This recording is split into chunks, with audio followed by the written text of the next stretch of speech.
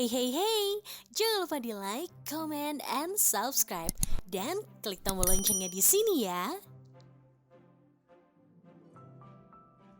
Oke, langsung kita mulai ya. Assalamualaikum warahmatullahi wabarakatuh. Teman-teman semua, perkenalkan aku Irana Ivanka. Malam ini aku mau membagikan sedikit tips and trick mengerjakan reading TPS UTBK yang mana akan kalian hadapi di UTBK tahun 2021 kalau nggak salah bulan apa ya, April atau Mei ya, saya kurang tahu jelasnya bulan apa. Aku alumni D3 Pajak PK Instan, masuk 2017, lulus 2020 kemarin. Ditempatkannya di instansi Badan Pendapatan Daerah Pemerintah Provinsi Banten. Jadi malam ini kita bakalan bahas tentang gimana caranya ngerjain reading yang benar dan efektif dan juga efisien. Tuh ya, bentar ini ada yang join lagi. Oke, buat yang baru datang langsung menyesuaikan aja ya. Oke, langsung kita ke... Nah,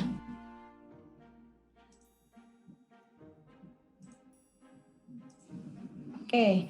Jadi teman-teman, di reading ini biasanya dia terbagi dalam 4 pertanyaan. Jadi kalian kan kalau mengerjakan UTBK itu biasanya ada kalau bukan UTBK deh, kalau ujian USMPK instan itu kan biasanya ada soal grammar, ada soal fill in the blank, ya kan? Ada soal lagi tentang misalkan bukan memilih, maksudnya soal yang A, B, C, D, terus kalian pilih yang salah yang mana gitu. Nah, kalau di UTBK ini mostly bahasannya tentang reading. Ya, readingnya tuh bisa macam-macam. Ada topiknya tentang misalkan kesehatan, scientific, terus misalnya tentang invention, penemuan, tentang hukum, tentang sejarah, dan masih banyak lagi. Cara ngerjain reading sebenarnya harus dipelajari dari jauh hari. Maksudnya itu tuh suatu skill yang harus dicicil, nggak bisa belajar dalam satu malam. Sebenarnya nggak ada sih pelajaran yang bisa langsung kalian mengerti dalam satu malam tuh nggak ada. Lebih baik dicicil, nggak perlu lama, yang penting sering. Nah, yang bakal kalian hadapi di reading ini biasanya dia terbagi dalam 4 jenis soal. Yang pertama itu soal yang menanyakan tentang main idea. Yang kedua itu soal yang menanyakan tentang vocabulary sama reference. Nanti akan dielaborasi lebih lanjut. Yang ketiga tentang specific information. Nah, yang keempat tentang hidden information. Main idea ini pertanyaan tentang ide pokok. Yang vocabulary sama reference itu menanyakan tentang sinonim, antonim, perbendaharaan kata, dan juga referensi di sini. Terus ada specific information, artinya informasi yang benar-benar harus kalian cari di teks tersebut. Ada juga hidden information, artinya informasi-informasi yang tersirat di dalam teks tersebut. Oke.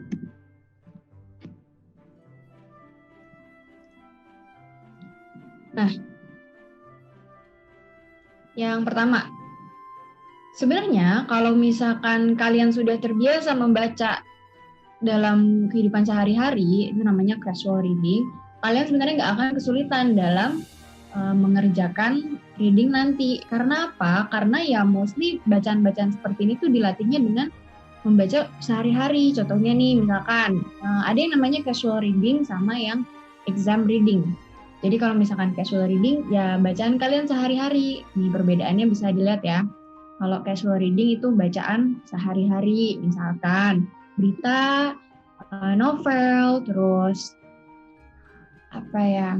tulisan-tulisan surat, misalkan email, dan lain-lain. Nah, biasanya dia itu ciri-cirinya tidak terlalu kompleks vocabulary-nya. Ya, contoh misalkan Harry Potter, ya tentang magic, tentang sihir, yang biasanya isinya tuh percakapan atau conversation sehari-hari. Tapi kalau misalkan dia Kalau misalkan dia si occasional reading ini, exam reading ini, bacaannya occasional. Artinya apa? Bacaannya occasional itu sewaktu-waktu aja di hal-hal yang tertentu. Misalkan mau ujian, atau disuruh bikin jurnal, atau disuruh bikin tugas akhir, tugas sekolah. Nah, hal-hal yang seperti itu. Ciri-ciri lainnya apa perbedaannya? Vocabulary-nya kompleks, karena dia biasanya berisi fakta dan research atau berisi sesuatu yang bersifat saklek. Misal, Harry Potter itu tentang anak-anak dan tentang kawan-kawannya ada di dunia magic dan lain-lain. Nah, kalau misalkan si exam reading ini dia macam-macam. Contohnya ini nih, ada invention, artinya penemuan. Ini kan harus berdasarkan fakta. Misalkan telepon ditemukan tahun sekian, kamu nggak boleh jawab asal tahun 2010, nggak boleh.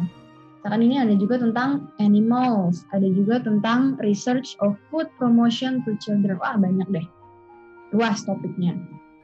Ini bisa kalian kuasai kalau dicicil, ya. Itu kalau misalkan nggak dicicil, nanti kalian kesusahan sendiri dalam mengerjakan. Nah, kalau casual reading, kalian bacanya santai. Contoh nih, yang laki-laki biasanya ada news, ada berita tentang bola, tentang aktor, atau tentang apa yang kalian suka, film. Itu kan kalian bacanya santai. Terus kalian bacanya tidak berkutat dengan waktu. Jadi kalian bisa mendalami, bisa meresapi, bisa sambil googling, bisa sambil translate, dan lain-lain. Tapi kalau misalkan exam reading, itu ingat kalian berkutat dengan waktu. Artinya bacanya nggak boleh terlalu mendetail. Nanti ada trik-triknya. Gimana caranya supaya kita bisa mengerti keseluruhan bacaan, tapi nggak perlu baca satu-satu sampai kita googling artinya. Topiknya yang kita minati atau kita kuasai, ya iya benar. Ketika kita lihat berita, terus ada berita tentang bola misalkan, sama berita tentang fashion. Udah, kalau kalian nggak suka fashion, kalian nggak perlu baca yang berita tentang fashion. Tapi kalau ini topiknya bisa jadi di luar topik yang kita kuasai.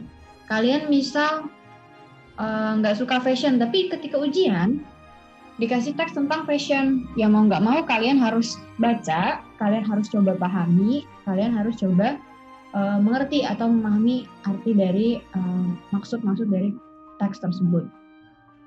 Nah, di sini kalau biasanya kita baca detail, kalau di exam reading, skill yang paling dibutuhkan adalah skimming, ya. Skimming atau scanning itu membaca sekilas, tapi bukan cuma dibaca terus dilupain aja. Dibaca itu diambil poin-poin pentingnya sehingga kita bisa mengerti bacaan tersebut dalam waktu yang relatif singkat. Tuh.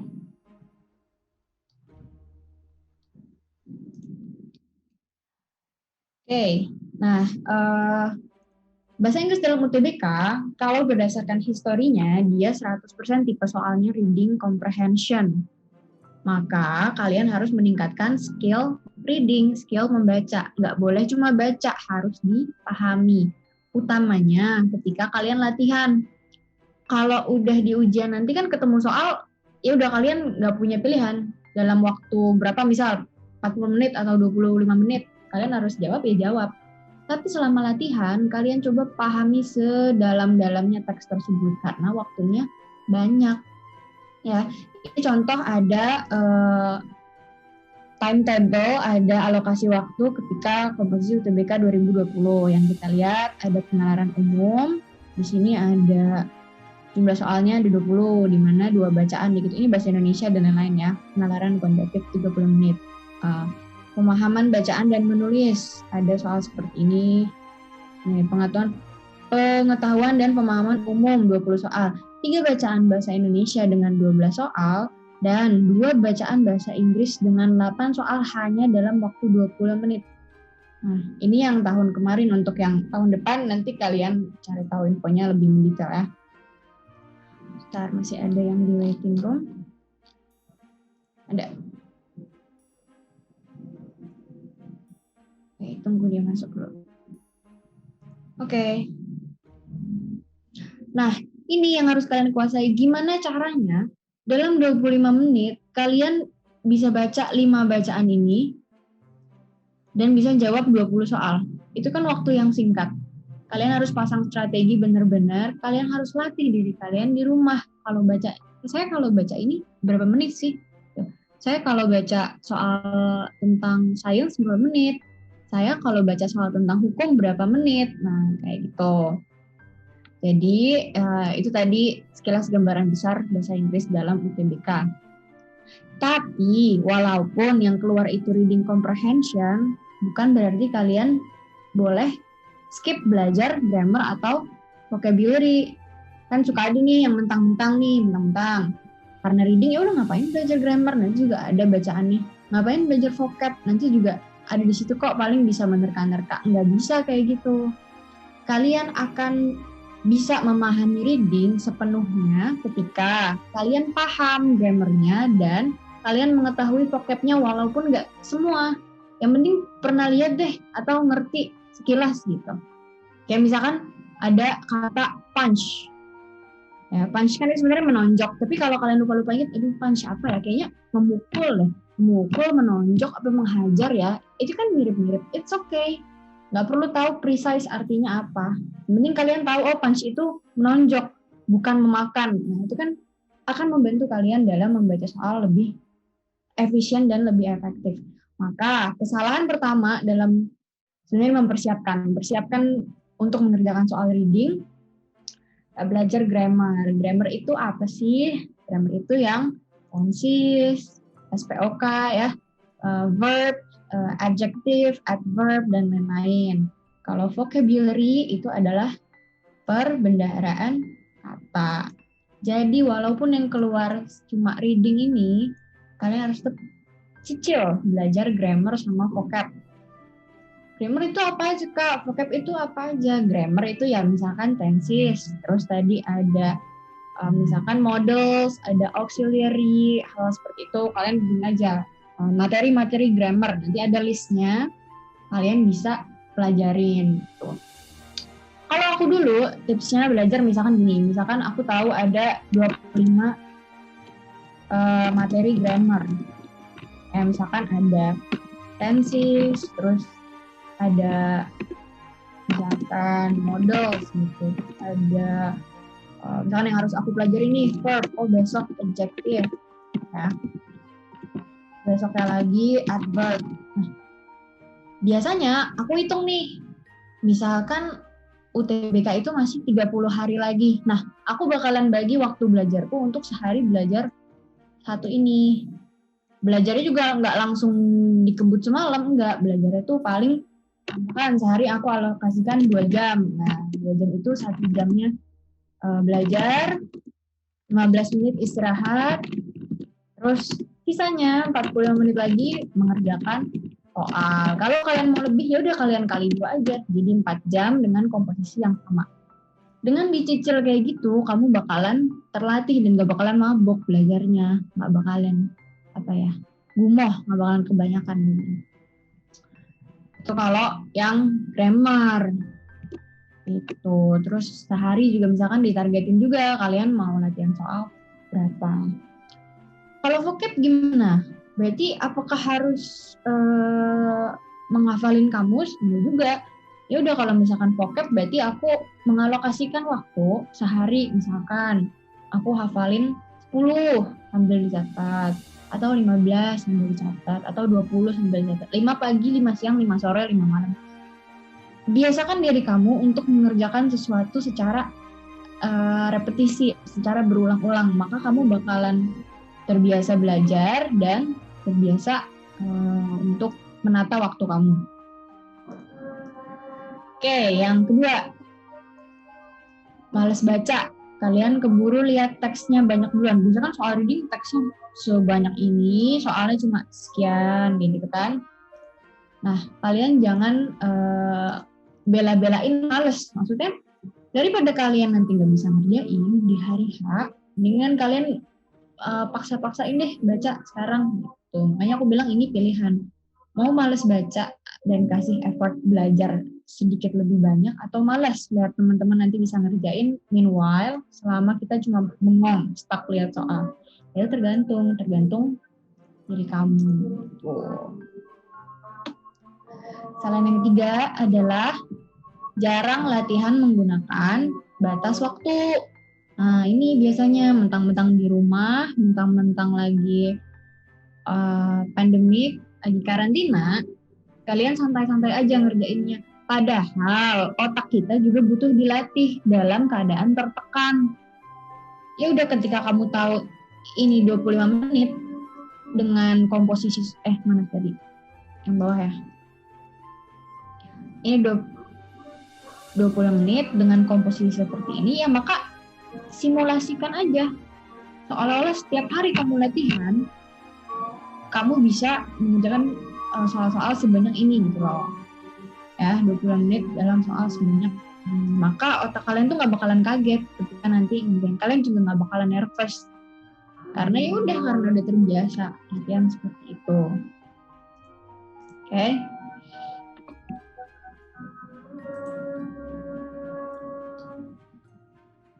Nah, ini kita langsung masuk ke tipe-tipe soal reading tadi. Yang pertama, tentang gambaran umum atau main idea.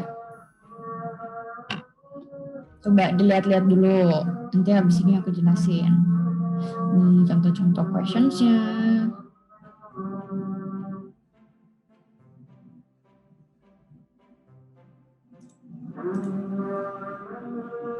Which is the topic of the text?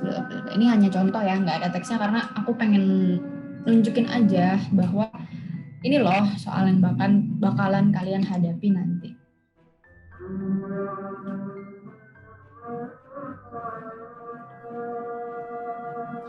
Sebentar ya, nunggu azan sekalian.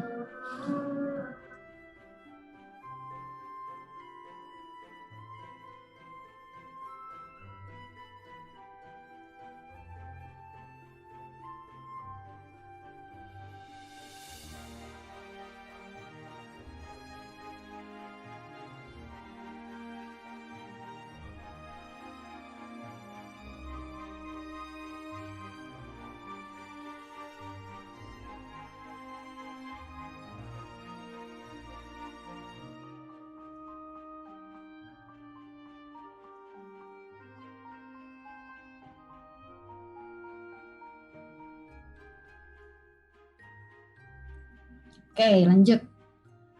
Nah, yang pertama ini adalah pertanyaan tentang gambaran umum. Nah, gambaran umum apa sih? Sama kayak di pelajaran bahasa Indonesia. Gambaran umum artinya tuh tema atau inti dari suatu paragraf. Tergantung kalian ditanya gambaran umum apa nih? Gambaran umum dari paragraf atau gambaran umum dari teks. Nah, kalau gambaran umum dari paragraf, ya udah, artinya misalkan ada 4 paragraf. 1, 2, 3, miring-miring, 4. Kalau yang ditanya inti dari paragraf 1, kamu nggak usah lihat yang paragraf 3, 2, 3, 4, tutupin aja. Kalau ditanya yang paragraf 2, misalkan what's the topic of paragraf 2, nah kayak gitu. What's the main idea of paragraf 2? Second paragraph, itu kalian nggak perlu lihat yang 1, 3, sama 4. Pokoknya kalian harus nurut sama pertanyaannya. Tapi kalau yang ditanya itu passage, what is the topic of the passage, itu pasti inti dari teksnya, dari 4-4-nya. Kalian harus mencocokkan nih. Apakah kalimat yang kalian jawab nanti, pilihan yang kalian jawab nanti itu mencakup 4 tema dari sini. Ya. Nanti aku kasih contohnya. Oke. Dia mempertanyakan gagasan utama, kayak di bahasa Indonesia ya, ide pokok atau inti teks. Biasanya ada di awal atau akhir paragraf. Nah, pesanku, kalian jangan terkecoh karena ada banyak istilahnya. Ini maksudnya banyak istilahnya. Topik, subject, main idea, main point, primary concern, which of the following would be the best title, dan lain-lain. Yang mana itu semua merujuk pada satu tujuan, yaitu inti kalimatnya apa gitu. Nah, bentuk pertanyaan bisa seperti ini. What is the topic of the passage? What is the subject of the passage? what is the main idea of the passage? What is the author's main point? With what is the author's primary concern? Artinya tuh si penulis itu concern dengan hal apa? Misalkan dia ngomongin banjir, ya udah berarti dia concern, dia fokus tentang banjir tersebut. Gitu, dia ada keresahan tentang banjir tersebut. Which of the following will be the best title? Nah, ini kalian juga harus pilih judul yang tepat. Kalau misalkan ngomongin gini, misalkan ada teks ngomongin presiden, Mr. President, ada 4. Kan? Pertama itu perkenalan. Mr. President was born in bla bla bla bla, biografi lah ya.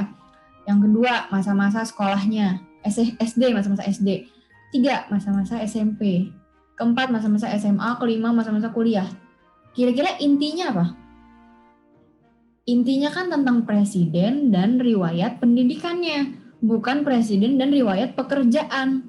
Karena apa? Karena di sini nggak bahas pekerjaan. Walaupun ya udah kita tahu itu presiden kita, ya udah pekerjaannya seperti itu dan lain. Di sini dia cuma bahas SD, SMP, SMA, kuliah. Gitu. Kita nggak boleh melebih-lebihkan isi teks ini. Ya udah ketika ditanya what is the topic of the passage? Oh, it's about the president dan juga riwayat pendidikannya. What is the subject of the passage, main idea of the passage. Ketika ditanya tentang what is the topic of the first paragraph, baru kalian jawab. First paragraph tentang apa? First paragraph, ada yang join lagi. Oke. Saranku, tips and triknya, pertama baca kalimat pertama dari setiap paragraf, sisanya skimming. Ya, kayak tadi, sisanya tuh baca cepet aja. Nah, 2, pastikan bahwa main idea-nya untuk yang passage, untuk yang semuanya mencakup tema seluruh paragraf. Kayak tadi, riwayat pendidikan. Oke, kamu checklist. Gini caranya. Pertama kalian baca kalimat pertama dari setiap paragraf kayak tadi, presiden, perkenalan. Oh, kalian catat tuh di sini. Kan boleh di kalau misalkan paper base, ya udah kalian coret-coret. Kalau di computer base kalian ingat-ingat. Sini kan perkenalan, oke kalian tulis perkenalan. Ini bahas SD, oh SD, oke SD. Ini SMP, oh SMP. Ini SMA, ini kuliah. Maka nanti kalian harus mastiin ketika kalian milih judulnya adalah presiden dan riwayat pendidikan, kalian checklist, iya ya, ada perkenalan, oke, ada SD, ada SMP, ada SMA, ada kuliah, komplit. Itu nanti jadi ketika ada pilihan masa kecil presiden, jadi kan cuma di paragraf 1 doang, paragraf ininya nggak dibahas. Buat apa ada paragraf ini kalau judulnya cuma kayak gini? Nah, kayak gitu tuh bisa membantu kalian dalam mengerjakan soal. Dan ingat ya, bacanya tuh harus cepet, nggak boleh satu-satu diartiin semua kata-katanya. Nggak perlu. Nggak semuanya ditanyain dalam soal. Tenang aja, nggak sesulit itu. Walaupun memang harus nyicilnya ekstra effort sehari-harinya. Oke. Trik yang ketiga, save time di paragraf awal karena biasanya, nggak bilang mutlak, biasanya yang paling mudah. Ya logika aja kalau ada 4 paragraf kayak tadi misal, waktunya cuma 10 menit, kalian bagi 2,5 menit semuanya, yang nggak adil dong. Kalau misalnya memang ini lebih mudah, terus ini lebih susah, yang ini kalian bisa cuma semenit, namanya nggak efisien, nggak efektif juga. Jadi kalian biasakan progresif waktunya.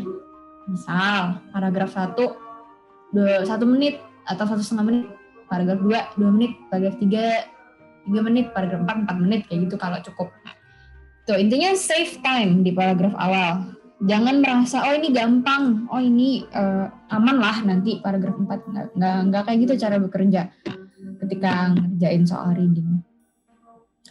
Pertanyaan biasanya comes in order, ya ini juga biasanya lagi. Karena biasanya gini, kalau di pertanyaan, misal pertanyaan 1 itu adanya di paragraf 1. Pertanyaan 2 adanya di paragraf 2. Habis itu pertanyaan 3, paragraf 3. Biasanya seperti itu, walaupun tidak jarang yang ngacak juga. Jadinya kalian benar-benar harus tahu tadi urutannya. SD, SMP, SMA. Jangan ngacak di kepala kalian. Makanya catat intinya di sebelah kirinya. Inti apa. Tuh. Oke, nah ini cuma contoh pertanyaannya sih.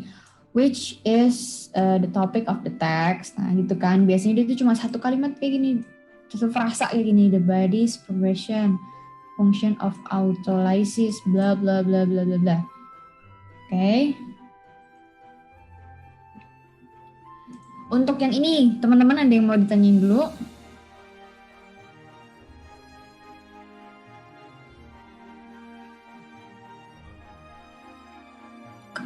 Kalau ada yang mau tanya langsung nanti raise hand atau di chat aja ya.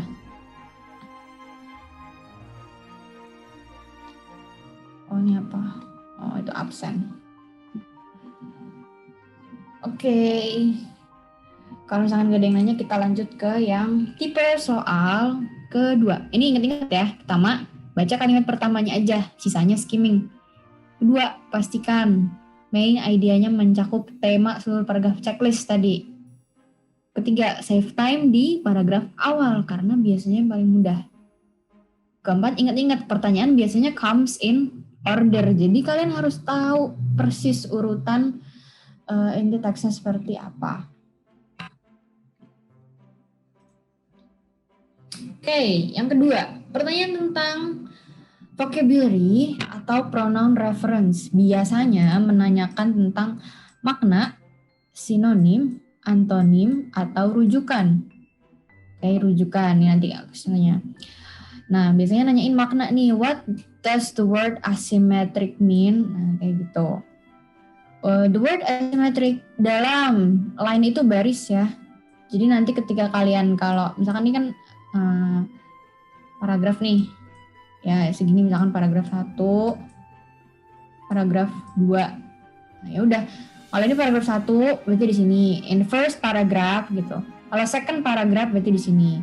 Kalau line 1 ini line 2, line 3, line 4, line 5, line 6. Kadang ada soal yang di pinggirnya tuh sudah menulis ada bantuannya gitu. Ini line 15 nih di sini gitu. Jadi kita nggak perlu pusing ngitung-ngitung barisnya. Tapi kadang juga nggak ada, jadi prepare for the worst. Anggap aja nggak ada dan kalian harus hitung satu-satu. Which of the following words have the same meaning as asymmetric? Gitu. The word excellent inventor in the last paragraph refers to, nah ini rujukan. Merujuk ke siapa? Ya kalau lagi bahas Einstein, ya udah berarti jawabannya Einstein. Tapi hati-hati, kadang di soal seperti ini ada pengecohnya. Misalkan di soal itu bahas Einstein versus Tesla. Ini kelas Tesla gitu misalkan. Nah terus di bawahnya ini the word excellent inventor in the last paragraph refers to siapa. Kalian harus benar-benar tahu last paragraph itu bahas siapa. Einstein sama Tesla dua-duanya inventor gitu. Nah, kalian harus tahu yang mana. Itu kalian di sini diuji. Kalian paham nggak sih bacaannya gitu. Kuncinya biasanya ada di kata-kata penting atau Einstein biasanya produknya apa. Kalian langsung lingkarin tuh ketika ketemu di soal. Oh, Einstein ketemu rumus E sama dengan MC kuadrat. Buletin. Tesla menemukan apa? Misalkan mereka bikin listrik atau apa. Kalian langsung highlight dan langsung kelompokkan. Oke, berarti kalau misalkan penemu ini Einstein, penemu ini Tesla, dan sebagainya. Supaya kalian bisa langsung jawab nih kalau ada soal-soal yang seperti ini. Terus triknya, itu kan tadi makna ya. Makna, sinonim, antonim, atau rujukan. Pertama makna. Terus yang kedua, sinonim sama antonim. Biasanya kalau kayak gini itu aku trik pertamanya adalah membaca teks sebanyak-banyaknya. Ini pas preparation ya, pas hamin sebulan, hamin seminggu, hamin 2 minggu. Dalam berbagai topik, misalkan aku ngasih diriku sendiri target seperti ini dulu. Baca teks, misalkan sehari itu 2 teks, entah dari berita, entah dari handphone aja sekilas, dari Twitter, dari Facebook, dari Instagram. Yang penting topiknya beragam, misalkan udah kasih Senin itu tentang misalkan ekonomi, Selasa itu tentang law, tentang hukum, Rabu itu tentang pension, Kamis ini sebentar aja, sekedar scroll handphone, yang penting kalian ingat di kepala, oh jam 12 siang nih misalkan, it's time for me buat baca. Rabu invention misalkan, terus Kamis tentang science, gitu. Jumat tentang health. Lama-lama kalian bakalan paham dengan istilah seperti ini, dan ini pasti keluar di teks. Jangan Sabtu juga tentang sejarah. Ya karena mereka mau bikin soal apa lagi selain topik kayak gini, sejarah, history.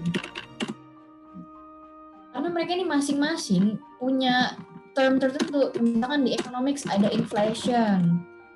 Terus tarik panjangin.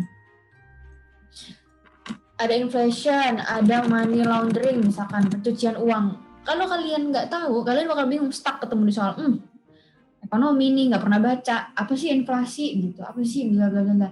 Tapi kalau kalian udah pernah baca, at least tahulah sekilas gitu, kan accounting dan lain-lain ya. Wow, tentang hukum biasanya lu tuh tentang misalkan civil law gitu, atau tentang court, artinya pengadilan dan lain-lain, justice, keadilan. Kalian harus terbiasa sama istilah-istilah seperti ini. Invention biasanya si ini invent apa, menemukan apa, si ini pernah dapat Nobel apa. Coba kalau nggak pernah baca, kalian nggak tahu Nobel itu apa. Padahal Nobel itu sebuah penghargaan atas menemukan apa atau memberikan perubahan apa. Kayak gitu, invent, terus Nobel apa, terus misalkan dulu penemuan mesin uap dan lain-lain. Ya science misalkan tentang penyakit GERD gitu misal. Terus tentang penyakit apalagi misalkan sekedar ini aja deh, stomachache. Nah kayak gitu, sakit perut, sakit kepala, yang penting kalian pernah tahu masing-masing istilah science. Health itu ini masuknya harusnya ke health sih. Okay. Kan science itu kan tentang tanaman, tentang fungi. Nah kalian kalau bingung, kalau nggak pernah baca bingung, fungi itu apa ya? Aduh apa ya? Kalau kalian baca aja itu, paling nggak tahu fungi itu adalah jamur, gitu.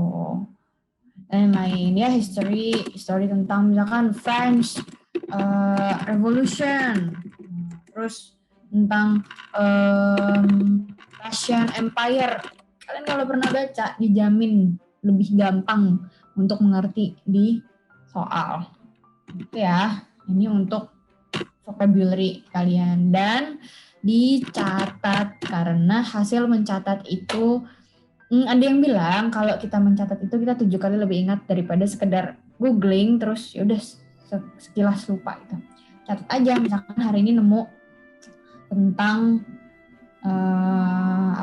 tadi tentang GERD gitu misalkan, GERD itu apa? Ternyata dia adalah gastro, penyakit bla bla bla bla gitu, kalian cari nanti.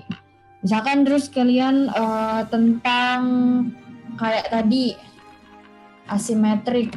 Asimetrik itu ternyata tidak simetris, atau tidak simetris itu tidak seimbang informasinya kayak gitu.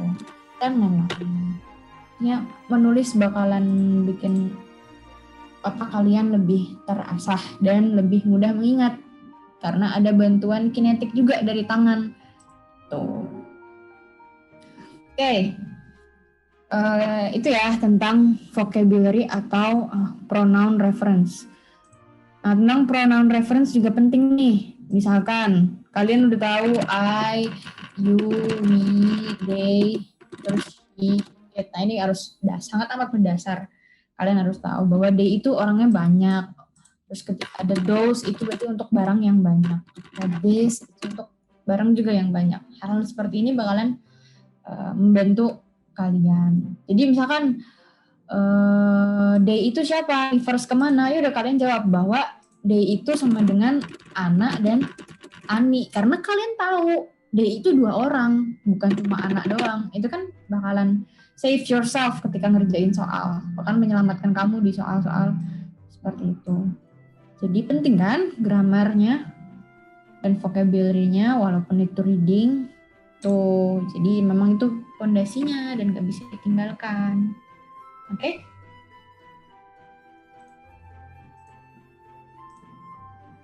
Lanjut.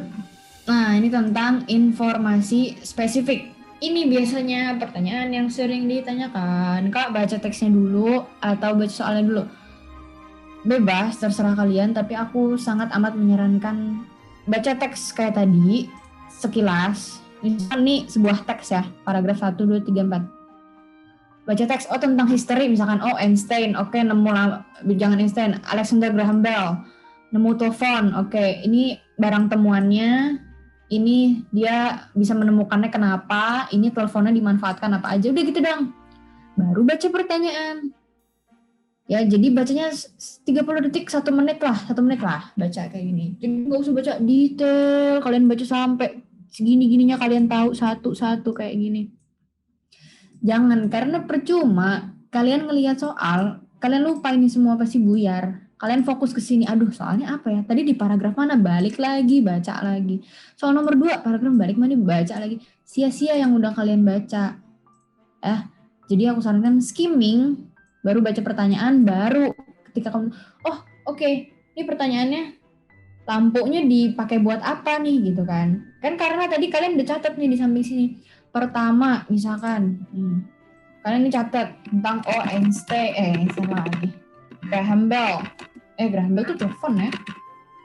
Terus di sini mana sih? Nambahin teksnya. Salah. Nah, di sini misalkan penemuannya apa, produknya telepon. Di sini gimana ditemuinnya? Misalkan aku nggak tahu ya di mana ditemuinnya, misalkan di Prancis, France, itu tentang tempatnya. Di sini peruntukannya untuk apa? Misalkan to light the city gitu, misalkan untuk menerangkan kota. Ketemulah di sini soal, ya kan? Ketemu soal di sini. Buat apa sih fungsinya dulu si Alexander menciptakan kok telepon to light the city? To communicate, kayak ingatnya lampu terus. Pokoknya ini to communicate lah. Nah, ya jadi numpuk deh. Ya gitulah pokoknya, nggak bisa dihapus. Ketemulah soal kan di bawah. Soal nomor 1 ternyata, kok udah di sini nih? Nah di sini. Soal nomor 1 ternyata nanyain tentang langsung paragraf 4. Untuk apa sih? Nah, yaudah kalian baliknya cukup ke sini. Kan nggak kepake jadinya yang atasnya. Mungkin aja kepakainya nanti di paragraf ini. Einstein Graham Bell lahir di mana? Lahir tadi kelahiran biodatanya di sini. Oke, kita balik ke sini. Baru kita baca detail. Di mana produknya diciptakan? Oke, kita udah tahu ada di paragraf. Kita refer ke sini, baca ke sini, nih yang ini. Baru deh kita lihat detail di sini. Kayak gitu bakalan lebih efektif. Kalian nggak kerja 2 kali. Tuh. Nah, kuncinya pertama, type of questionnya itu adalah misalkan who is the girl in the red shirt gitu. Pertama ada nama orang. Where did the action take place? Nama tempat. Ini hal-hal penting yang spesifik gitu ya. Kalau kalian baca teksnya duluan, mendetail, kayak tadi baca 5 menit, baca 10 menit, dijamin pasti lupa siapa nama orang, di mana tempatnya. Lagian juga nggak semua ditanyain, itu baik-baik tanam di mindset kalian. When was the president born? Waktu. At what age did the president die? Umur berapa presiden meninggal? Usia. Nah, kadang juga ada twisted logic. Kadang kan kita milih mana pernyataan yang benar gitu kan. Mana pertanyaan yang dijelaskan di teks. Twisted logic itu kebalikannya. Following statements are true except di bawah ini benar kecuali itu kan ini benar kecuali ini. Which statements are not written on the text? Oke, ini ada, yang ini nggak ada. Kayak gitu ya. Jadi kalau aku mengerjakan soal reading seperti ini, ketika ada tahun misalkan 1977 gitu misalkan. Kalau ini paper base aku langsung buletin kayak 1977. Produknya telepon, oke telepon. Ada Prancis, oke Prancis. Umurnya 25. Misalkan meninggalnya umur 40. Meninggalnya di Jerman. Jadi ketika pertanyaan ini nih, aku udah lihat nih, highlight. Terserah mau dibuletin, mau di underline. bebas pilihan kalian. Intinya itu keyword checkpoint. Ketahui letak hal yang ditanyakan. Oke, letak hal yang tadi itu yang SMP, SMA, dan sebagainya. Itu bakalan memudahkan kalian. Pertama, underline atau tandai hal-hal penting atau keyword di atas. Ya, ini except harusnya. Detoxification is the primary advantage bla bla bla bla bla. Ini yang twisted logic ya contohnya. Okay. Let's go to the next slide yang terakhir. Bukan slide terakhir, maksudnya tipe soal reading yang terakhir. Informasi tersirat, hidden information. Pertanyakan tentang hal-hal yang nggak ditanyakan, nggak dinyatakan, ini typo. Typo balik, nggak dinyatakan di soal secara spesifik kayak tadi. Ya udah ketika misalnya ini yang spesifik ya, yang di secara jelas konkret. Einstein misalkan was born in nggak tahu di lahir tahun berapa, misalkan 100,000 tahun 1800 gitu. Terus misalkan yang abstrak itu yang ini nggak konkret, yang inilah informasi tersirat. Misalkan Einstein didn't like his father gitu misalkan. He never called his father bla bla bla gitu. Nah, ini tersirat. Misalkan gini contohnya. Ketika kalian ditanya, ketika kalian ditanya yang pertama, kapan Einstein lahir? Langsung nemu jawabannya, tahun 1800. Tapi yang ini, apa sih yang dirasakan Einstein dulu ketika masih kecil towards ayahnya, kepada ayahnya? Itu misalkan opsinya hate, terus love, ya kalian bakalan jawab yang mana? Bakalan jawab yang hate kan, misalkan don't like his father, mungkin dia benci sama ayahnya dan sebagainya. Ini tersirat, kalian harus menyimpulkan makna ini seperti apa. Kalau dia nggak suka ayahnya, dia nggak pernah memanggil ayahnya, itu kan apa dia sayang artinya kan enggak. Nah itu sesuatu harus diproses dulu baru ketemu jawabannya. Itu informasi tersirat. Nggak spesifik kayak gini. Siapa namanya? Einstein. Kapan lahirnya? 1800. Secara gamblang. Oke. Nah, ditanyakan di soal yang nggak spesifik makna tersirat. Kadang mempertanyakan tone dan mood dalam teks. Nah, nanti aku menjelaskan tentang tone sama mood. Oke. Type of questions-nya pertama ini. What is the author's attitude towards the text? Attitude itu yang ini. Tone. Ya. What does the author implies? Maksudnya the author tuh pengen menyampaikan apa sih? Apa yang dia implikasikan di dalam teks itu? Sama, the author implies that we can guess that. Kita dapat mendebak yang tadi tuh. Dengan Einstein gak suka ayahnya. Okay, we can guess that Einstein hates his father. Kita bisa berasumsi atau bisa menyimpulkan bahwa Einstein benci sama ayahnya gitu. It is implied that bla bla bla. Okay. Nah, ini dia tone tadi ya. Tone is the author's attitude toward the writing. Situasinya. Penulisnya misalkan penulisnya di sini menulis tentang Indonesian Revolution gitu misalkan. Misalkan penulisnya I was angry. Gitu. Dia misalnya nggak menjelaskan sih I was angry. I was so misalkan I was so full of anger that time. Misalkan di sini ketika golongan muda tidak didengar pendapatnya oleh golongan tua gitu ya dulu. Ini text examination misalnya. Berarti tone dia penulisnya misalnya ini dia menulis sendiri, dia penulisnya adalah orangnya yang merasakan ini. Berarti apa? Amused kah? Angry kah? Nih lihat di sini. Amused artinya terhibur. Angry artinya marah. Cheerful, ceria. Horror, clear, jelas, formal ya, formal dalam keadaan formal. Gloomy itu bukan sedih, gloomy itu apa ya? Suram.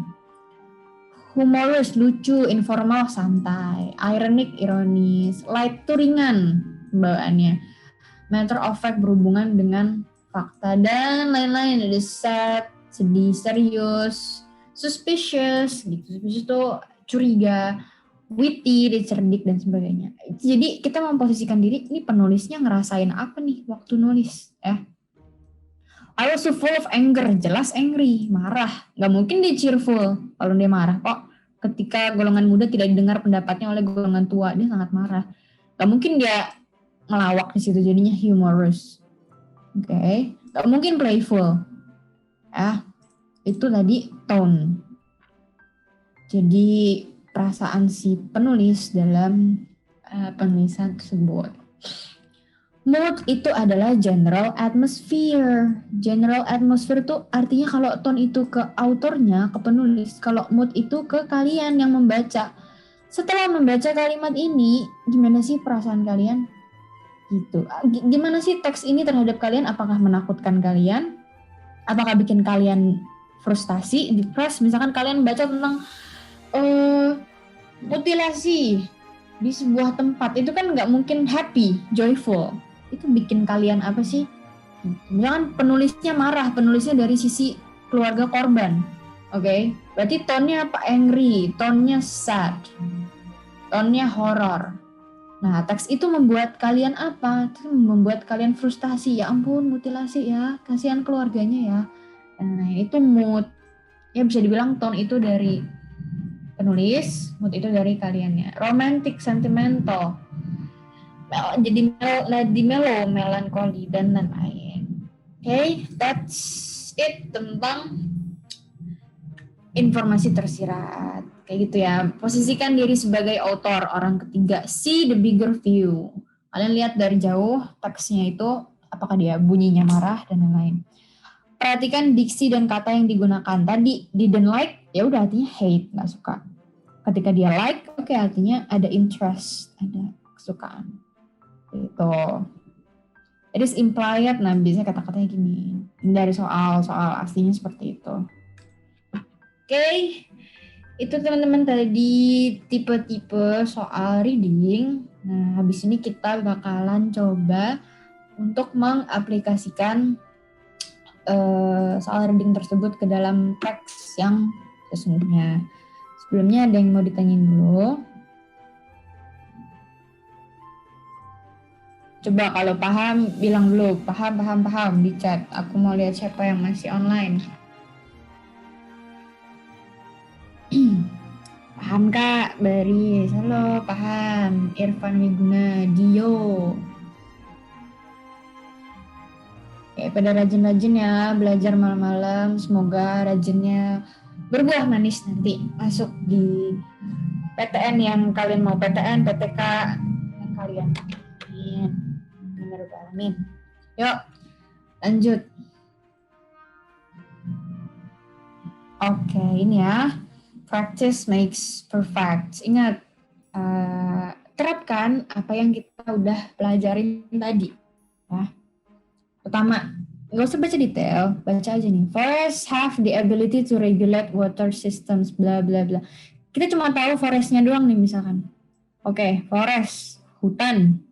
Oke, berarti ini tentang lingkungan. Nggak mungkin tentang ekonomi.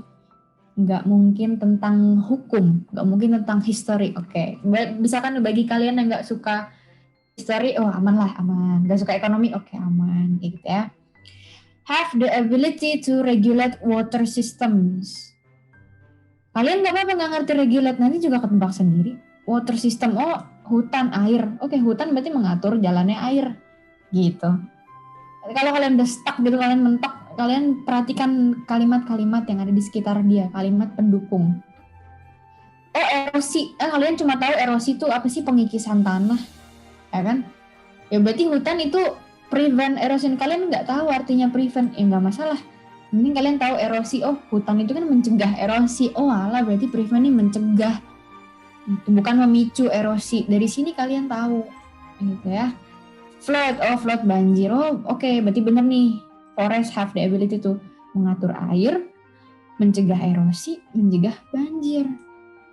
Maintain soil fertility. Kalian nggak tahu fertility apa? Nggak apa-apa. Kalian tahu soil itu tanah. Oh gitu dong. Oh berarti maintain itu kan menjaga. Oh menjaga apa ya? Menjaga apa tanah ya? Kalian mikir. Oh menjaga kesuburan tanah. Lama-lama kalian tahu. Menjaga tingkat bukan kebagusan, tingkat kualitas tanah. Seperti itu. Jadi nggak usah khawatir stuck. Kalian bakalan tahu dari kalimat-kalimat pendukungnya. Oke? Terus terapin deh yang tadi. Forest. Kok spotlight? Bentar. Forests have the ability to regulate water system, bla bla bla bla, and maintain soil, bla bla bla. Oke, berarti ini fungsi dari forest ya. Fungsinya dari forest. Oke, misalnya catat di sini. Fungsi dari forest. Oke, lanjut. Billions of trees with aku ini karena kita masih latihan, aku bacain dulu biar kalian paham. Jadi kan forests have the ability to regulate water systems. Hutan mempunyai kemampuan untuk meregulasi sistem air, mencegah erosi, mencegah banjir, dan juga maintain soil fertility, menjaga kesuburan tanah. Ability, nah ini kalian mesti ini fungsi forest kan, kemampuan forest. Ability, ini kalian nih yang cowok-cowok juga dari game, dari apapun yang kalian mainkan, itu kalian juga belajar. Biasanya suka ada kan, misal main apa, ML gitu misalkan, ada hero-nya siapa, aku gak ngerti permainan ML seperti apa. Tapi kan ada kata-kata ability, power. Oh, kalian inget-inget, oh iya ability berarti kemampuan, oh berarti ini kemampuan hutan, disambung-sambungin. Jadi gunakan media apapun untuk belajar. Sebanyak mungkin, seluas mungkin. Manfaatkan dengan baik, oke? Inseparable from the existence, bla bla bla. Nanti fokus dulu ke sini. Baca lagi paragraf kalimat pertamanya. Billions of trees with their white canopies withhold back rain. Jutaan miliaran pohon with their white canopies. Kalian nggak tahu canopies apa, tapi kalian tahu white. Oh berarti luas. Apa nih yang luas? Hold back rain. Mencegah hujan, menahan hujan. Oh berarti kalian bisa tahu bahwa pohon-pohon ini menahan hujan supaya nggak turun ke bawah. Nah ini kan gampang nih bahasanya. In this position, rainwater does not directly hit the soil surface. Pada posisi ini air hujan nggak langsung nggak langsung secara langsung directly itu nggak langsung jatuh ke tanah. Oke, berarti ini kan bahas apa? Trees and rainwater ya, dan fungsinya menahan air hujan kayak gitu. Kita di sini. Astagfirullah. Nah, kalian catat di situ. Oke, yang bawah. Baru di sini dia. Litter blocks the water falling from the canopy, so it doesn't directly hit the soil. Oh, ada litter. Nah, ini memang kadang ada beberapa yang harus kalian memang udah tahu. Litter itu bisa artinya serakan, sesuatu yang berserakan. Kayak pohon di musim kemarau. Itu daun-daun di musim kemarau itu kan berserak. Blocks the water, blocks menghalangi air yang jatuh dari kanopi. Jadi nggak langsung jatuh langsung ke tanah. Kalian lihat nih, ada soil udah berapa kali keluar. Soil. Berarti kan seberpengaruh itu ketika kalian tahu arti soil. Soil itu tanah. Gitu. Kadang ada banyak keberuntungan seperti itu di soal. Jadi jangan membatasi diri kalian buat belajar. Oh kebetulan nih kemarin baru baca tanah, besok keluar soalnya tentang tanah semua. Alhamdulillah. Kayak gitu. Nah ini litter also functions. Nah fungsi as a place to live for millions of organisms. Kalian tahu cuma ininya doang nih. Kalian cuma tahu arti litter yang tadi, oke. Functions, oke, berfungsi function. Apa itu? Berfungsi. Place to live, tempat hidup. Ya udah kalian tahu lah. Litter itu tempat hidup untuk millions organisms, jutaan organisms. Namanya worms. Oke, berarti yang ini kalian catat tentang litter, tentang serakan lagi. Itu namanya. Tentang liter and its function. Paragraf yang ketiga, oke? Terus paragraf yang keempat. Ingat ini kan sebenarnya kita skimming ya. Nah, ini nggak apa, diginin dulu. Soil surface. Nah, dia bilang soil surface itu adalah permukaan tanah. Nah, kapasitasnya apa? Oh, alah ini berarti tadi udah kapasitas pohon, kapasitas liter, fungsinya liter. Ini fungsinya soil surface has high capacity to absorb rainwater. Apa ini fungsinya? Ini fungsi soil surface, permukaan tanah. Furthermore, nah selanjutnya the water stored in the aquifer will come regularly through springs. Nah, kayak gitu. Akhirnya air tuh kemana? Water flows through rivers. Nah, ini kan alur air. Berarti finally akhirnya air mengalir ke apa? Kalian nulis ke bahasa kalian aja, nggak mesti bahasa Inggris. Air mengalir kemana? Oke, didapat paragraf 1, 2, 3, 4, 5. Kalian di kepala udah tahu dong, ini berarti di mana. Ya udah deh, tinggal baca pertanyaannya. Oke, langsung the word dramatically in paragraph 2 is best replace paragraph 2. Langsung loncat ke paragraph 2. Nah, langsung kan nih kalian cari dramatically. Sorry, ini mouse-nya licin. Langsung ke sini kan? Nih, dramatically. Dramatically, littering is heading towards the decay process. Nah, baru kalian baca apa sih detailnya nih? Biasanya dari kalimat sebelumnya. Oke, kita baca. Billions of trees with their white canopies will hold. Oke, pohon-pohon, jutaan pohon dengan banyak kanopi yang lebar. Kanopi itu ibaratnya atap yang lebar, daun yang lebar, menahan hujan. Pada posisi ini, rainwater, air hujan, nggak menyentuh tanah, tetapi bakalan jatuh ke daun dan melewati tree trunk, melewati batang. Dan the soil surface filled with tree trunks will produce quite a lot of litter originating from organic materials, bla bla bla. Intinya tree trunk itu, batang itu bakalan menjatuhkan yang tadi, litter tadi, hal-hal yang berserak tadi, yang berasal originating dari organic materials dalam bentuk daun dan batang-batang kering. Dramatically, littering is heading towards the decay process. Artinya ketika batang ini mulai menjatuhkan, berguguran, nah itu mulai berguguran, berarti ini dia akan menuju proses penghancuran, decay process. The organic material collected on the soil surface. Akhirnya kayak gitu. Intinya apa dari pertanyaan yang pertama? Artinya kita bisa menilai bahwa ya itu fungsinya. Kita baca question dulu. Kita baca ini sekilas, baca question, oh disuruh ke paragraf 2, baru kita baca detailnya paragraf 2. Gitu, supaya lebih meyakinkan. Oke? Jadi artinya apa? Dramatically, secara dramatical, littering is heading towards the decay process. Kalau daun-daun berguguran kan dramatical gitu, kayak gitu. Paragraf 2, best replaced by, paling baik diganti dengan apa? Dengan, kalau dia dramatically seolah-olah tuh itu sesuatu yang jarang, sesuatu yang wow lah gitu lah. Bisa kita ganti dengan amazingly gitu. Kalau kalian mau tahu kalimat-kalimat kayak gini, kalian cari thesaurus ya. Biasanya thesaurus tuh kalian cari misalkan kalimat soil gitu ya, soil. Nanti dia kasih kata sinonimnya apa. Ya kan, jangan soil deh, nggak ada sih. Misalkan angry, sinonimnya apa, antonimnya apa. Terus nanti kata-kata yang mirip lagi lainnya apa. Itu namanya thesaurus. Jadi kamus yang lebih luas. Banyak alternatifnya. Sangat penting. Oke. Yang kedua.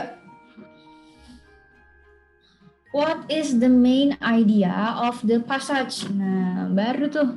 passage semua kan. Ingat-ingat tadi, nggak perlu baca semuanya. Ingat yang pertama tadi apa? Fungsi hutan, ya. Fungsi hutan. Yang kedua itu fungsi apa tadi? Pohonnya ya, tree trunk, pohonnya. Kedua, litter, fungsi daun-daun yang berguguran. Untuk apa? Yang keempat, soil surface, fungsi yang tadi yang sudah di atas tanah. Baru terakhir, air yang disimpan tuh kemana? Jadi kalau kita mau checklist semuanya, jawabannya itu yang paling benar adalah yang mencakup tadi. Ini amazingly. Nih ngomongin water doang. Water guarantees million to survive in forest area. Dia cuma bahas million organisms, bahas ini doang. Dia nggak bahas yang ini, nggak bahas yang ini, nggak bahas yang dua. Salah. Eliminasi jawaban, cari yang salah dulu supaya kamu makin yakin bahwa pilihan kamu benar. Land stores and releases water through various process. Ya, kayak gini. Land, tanah, menyimpan dan mengeluarkan air melalui berbagai proses. Dari namanya aja ada berbagai. Berarti itu ada contents forestnya, ada pohonnya, ada liternya.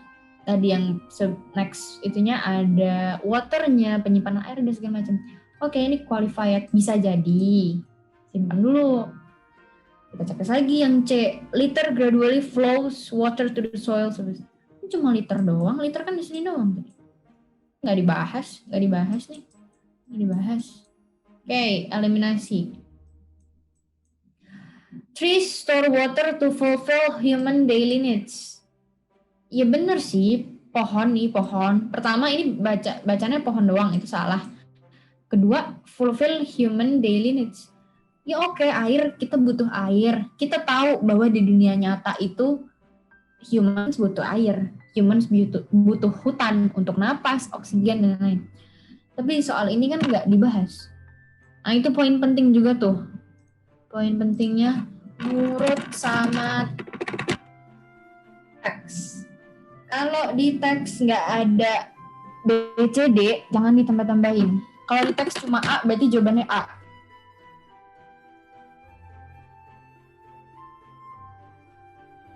Pas tentang, misalkan di teks bahasannya salah. Misalkan di teks bacaannya salah. Misalkan Pak Jokowi is born in Amerika. Kita tahu di dunia nyata itu salah, Pak Jokowi is born in Indonesia. Tapi ketika teksnya kayak gitu ya udah nurut. Ya udah ketika ada jawaban, misalkan di sini soalnya Pak Jokowi lahir mana? A Amerika, B Indonesia. Jangan ngeyel, kalau di teks Amerika ya nurut. Jangan kalian enggak ini gue pasti bener nih. Pak Jokowi lahir di Indonesia. Itu namanya ngeyel, nggak nurut sama teks. Jadi hanya jawab apapun yang ada di teks. Gitu. Ya ini juga sama. Ya udah kita tahu hutan itu memenuhi human daily needs. Tapi nggak ada di sini, maka jawabannya bukan ini. Forests have various benefit for human life. Jadi dia bahas benefit nggak sih untuk human life? Kayaknya enggak. Dia cuma bahas, fungsinya menahan hujan, dari menahan hujan fungsinya ke bawah dan lain-lain. Bahkan dia bahas a million of organisms, nggak cuma manusia doang. Ini juga enggak. Yang masuk cuma ini. Tanah menyimpan dan melepas air melalui berbagai proses. Mereka covers nih paragraf yang ini dan paragraf setelahnya. Ini pertanyaan tentang apa tadi? Kalau yang kayak ini tentang all cap nomor 2 tadi. Kalau yang ini tentang main idea. Next. The soil surface in the forest. Kita lihat dulu ini tadi bahasnya apa pertamanya. Biasanya sih kalau aku paragraf ini aku baca dulu sih semuanya. Karena dia penting sekali. Karena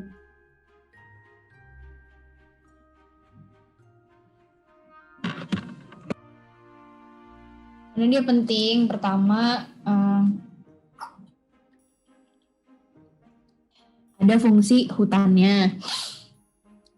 Terus jadi di sini kayak ada menjelaskan bahwa pohon hanya menyimpan air untuk kebutuhan mereka gitu. Bahkan mereka nggak peduli sama manusia, kebutuhan mereka doang gitu. Dan juga si tanah akhirnya menyimpan air gitu. Oke.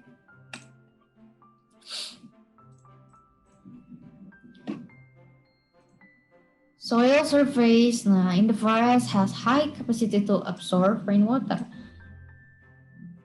As a result, most of the rainwater seeps into the soil. Jadi air hujan itu masuk ke dalam tanah, menyerap. Jadi only a little, cuma dikit yang jadi running water. Jadi air hujan itu ketika turun dia masuk dulu ke dalam tanah ke sini. Jadi cuma sedikit yang mengalir, sisa-sisanya. Dia kasih kejelasan. Running water exceeds the carrying capacity over the river. Nah, this water will go down to a lower area. Akhirnya running water ini ke bawah, ya, ke daerah yang lebih rendah. Certainly cause flood, menyebabkan banjir. Gitu. Terus furthermore, kita lihat yang ke terakhir. Nomor 3. With the sentence, this organism's behavior causes soil surface to become loose and porous. Paragraf 3, oke. Kita tahu paragraf 3. Mana cari yang this? Paragraf 3 di atas ya. Nah, dari this organism. Aku biasa baca opsinya dulu. Kalau sekiranya jawabannya nggak ada di opsi, ya udah. Maksudnya sekiranya jawabannya mepet-mepet di opsi, jadi aku udah tahu. Pertama untuk mendeskripsi. Wait. Pertama untuk dan fungsinya dan kelakuannya dan perkembangannya terhadap tanah yang gembur, loose soil. Pertama, kedua, confirm the behavior of organisms in loose soil. Dia malah menjelaskan tentang kehidupan organisme di dalam loose soil. Ketiga, membandingkan loose soil dengan porous soil. Porous soil itu berpori tanahnya. 4, uncover, menjelaskan atau mengungkap natural process at soil erosion. Itu harusnya typo, itu erosion. Explain, menjelaskan the causes of soil erosion. Oke. Lihat. This organism punctures the land. Ini as a home and a place of life. Artinya di sini dia jelasin bahwa organisme ini menjadikan tanah sebagai apa? Sebagai rumah dan sebagai tempat tinggal. Organism's behavior ini membuat permukaan tanah jadi gembur dan berpori. Oke, berarti behaviornya ini nih. Behavior itu sifatnya. Organisme ini menjadikan tanah sebagai tempat tinggal. Permukaan tanah sebagai tempat tinggal. Oke, berarti kita bisa jawab bahwa dia nggak cuma fungsinya apa sih nulis kayak gini ya, bentar. Fungsinya apa nulis kayak gini? Organism behavior causes bla bla bla. Apakah fungsinya untuk menjelaskan behavior dia? Kan enggak. Ya udah, behavior dia sekedar kita tahu menjadikan tanah sebagai rumah. Confirm the behavior, enggak tentang behavior ini tuh menjelaskan tentang tanahnya. Kita bodo amat sama organismenya. Compare, membandingkan loose soil sama porous soil, enggak dibandingin. Dia cuma disebut doang tanah yang gembur dan tanah berpori, udah nggak ada explanation lebih lanjut. Uncover, tentang erosion, nggak ada ngomongin tentang erosion.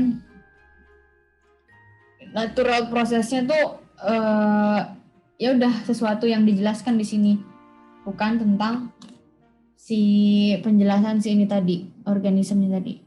Nah, ini baru explain the causes, penyebabnya. Kalau ini kan proses erosinya, ini penyebabnya apa sih yang menyebabkan? oh ternyata organism behavior ini yang menjadikan rumah tadi, yang bikin jadi gembur, yang bikin jadi berpori. So, the answer is ini. Explain the causes of soil erosion. Beda ya penyebab sama proses. Proses penyembuhan penyakit COVID. Penyebab penyakit COVID is two different things dan sangat berbeda. Oke. 4.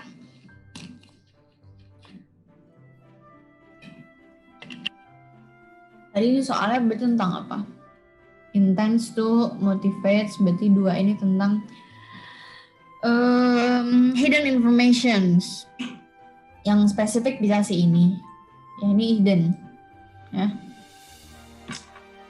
Most likely motivates the writer in writing the passage. Pertama, apa sih yang memotivasi writer dalam menulis passage ini? Pertama, there's an unresolved flood problem. Apakah dia ngomongin banjir yang gak selesai-selesai?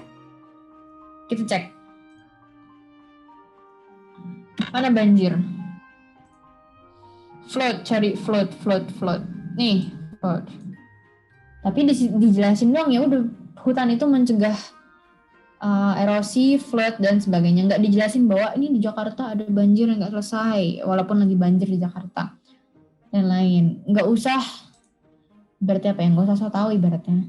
Nggak usah menambahkan apa yang nggak ada di teks. Writing the passage, berarti ini salah jawabannya. Flood problem enggak. People's awareness towards reforestation is low. Kalau kalian biasa baca tentang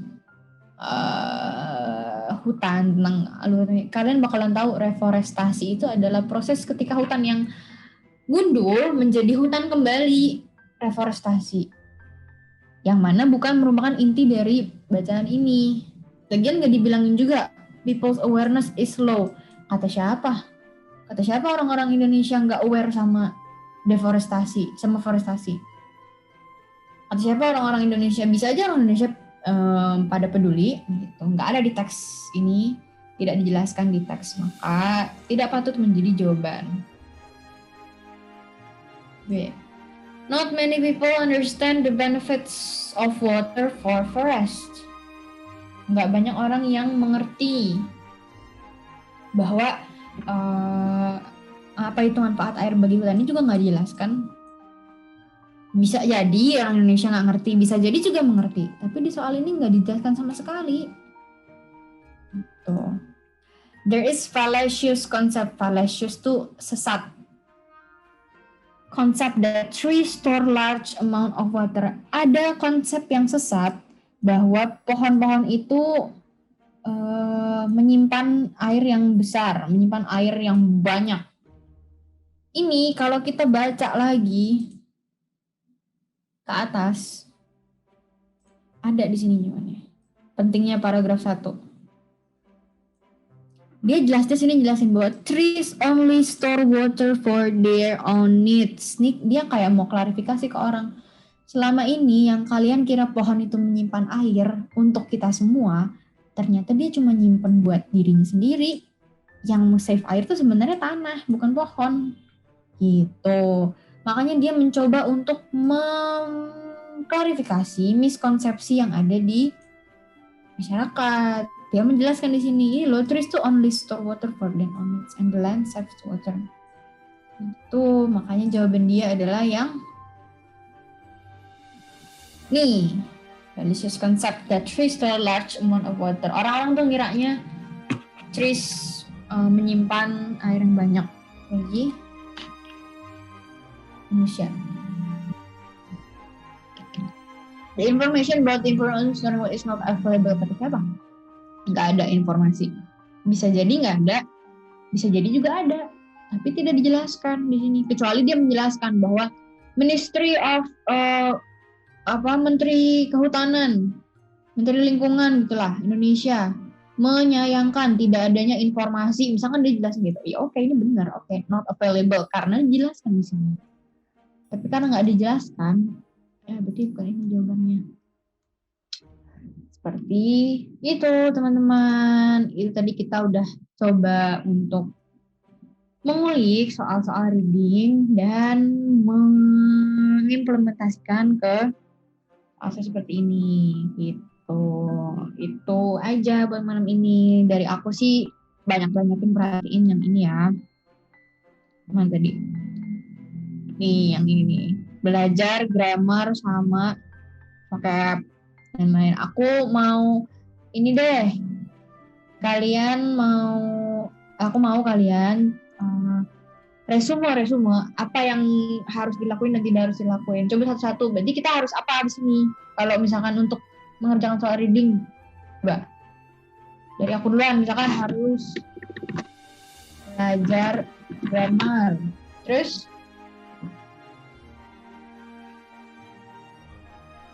apa? Ada yang mau menambahkan?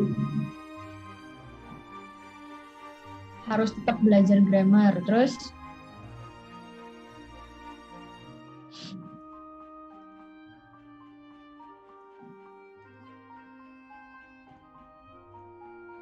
kalian udah bisa unmute tuh kalau mau ngobrol. Latihan soal pakai waktu, betul. Terus kalau ada yang mau pakai voice bisa, boleh. Terus apa lagi? Tadi yang vocab apa?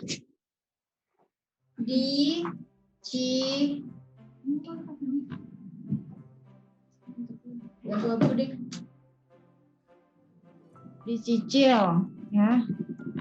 Dicicil vocab. Belajar tone and mood. Oke, banyak latihan soal dan sebagainya. Kalau masih ada yang mau nambahin boleh. Sambil kalau ada yang mau tanya, mau pakai voice, silakan. Kalau yang mau nanya malu-malu pakai voice di chat dulu silakan. Kalau misalkan udah nggak ada, oke, berarti aku ngucapin terima kasih udah join kelas malam ini. Jangan lupa diterapkan tadi tips and triknya, terus jangan lupa juga nanti banyak-banyak latihan, banyak-banyak berdoa mumpung masih lama. Oke, itu aja dari aku. Semoga kita bisa ketemu lagi di kesempatan selanjutnya. Wassalamualaikum warahmatullahi wabarakatuh. Selamat malam. Waalaikumsalam. Kalau udah mau live, teman-teman udah boleh live ya. Nanti materinya dibagiin. Makasih, Kak. Kasih Kak. Makasih, Kak.